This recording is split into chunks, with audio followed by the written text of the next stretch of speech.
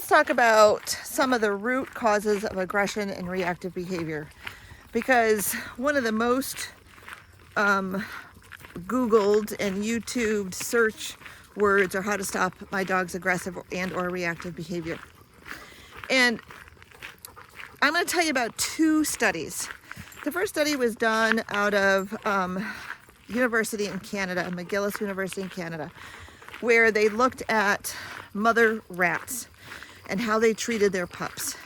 And mother rats, who were very nurturing and grooming and attentive to their rat pups in the first 12 hours, had those rat pups, when they matured and were adults, manifested in security, calmness, confidence.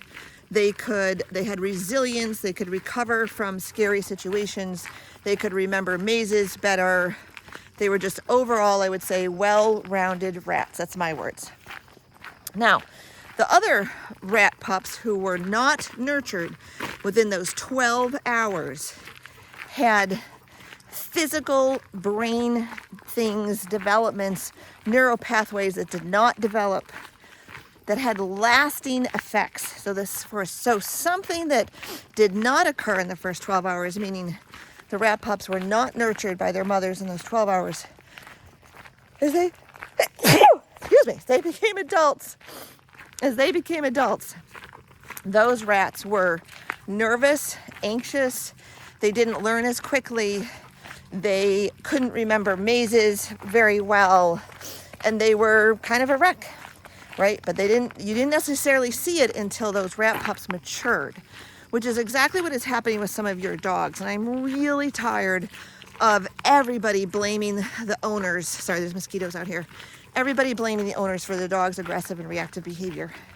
When, I don't know about you, but all the owners that I work with love their dogs, would do anything for their dogs, have done everything for their dogs, have spent thousands of dollars searching for answers and trainers and board and train programs to stop the aggression and reactive behavior. And what we're all missing is that there is science-based evidence that how your puppy was or was not treated by its mother will have lasting effects on that puppy, and you may not see it until they reach maturity, which is age 2 and over. So bigger giant breeds kind of go through maturity a little bit later, and smaller dogs go through maturity a little bit sooner. So you may notice some things in your puppy, but you're really not going to see those manifestations until they start to reach social sexual maturity. So let me just say this again, that this research that was done on mother rats, and you can look it up, had lasting effects on the brain chemistry that affected their behavior. So if you have purchased a purebred dog, I don't care what kind, and the mother abandoned that litter like right away, maybe the mother died, which would have been tragic, right? But if the mother died, those puppies didn't get any nurturing from mom. And I'm sure they were well cared for by people. I'm sure they were bottle fed and all that stuff, but it's not the same, guys. It's not the same. I've worked with several people whose the bitch abandoned the puppies at 3 weeks of age. One was a purebred, one was a mix, and both those dogs, as they presented to us, to the owners, they called when the dog was about 2, social sexual maturity, totally emotionally dysregulated. Oh my God, the barking, lunging, growling at everything. They thought that everything was going to attack them. The television, the things in the backyard, looking out the windows, people coming into the house. They could not emotionally regulate. And they have been blamed and shamed by the breeder. I've had people say, I've had somebody that tried to return their dog to the rescue after 5 days, and the rescue said, you haven't tried hard enough, you need to hire a trainer, all this sort of stuff. And some dogs are really messed up these days for a variety of reasons, but I'm just going to stick to this one study. So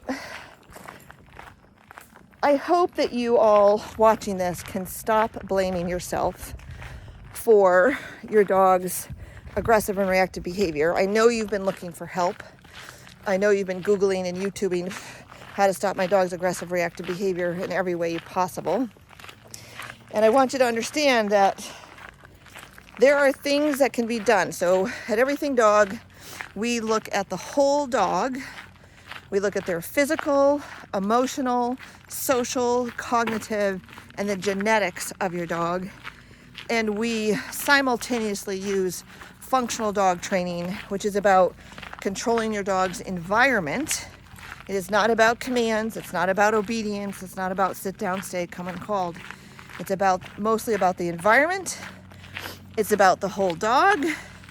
And it's about setting up patterns and holding boundaries for your dog that they can count on so your dog will feel safe. Because in my opinion, 90 to 99% of aggressive reactive behavior is fear-based.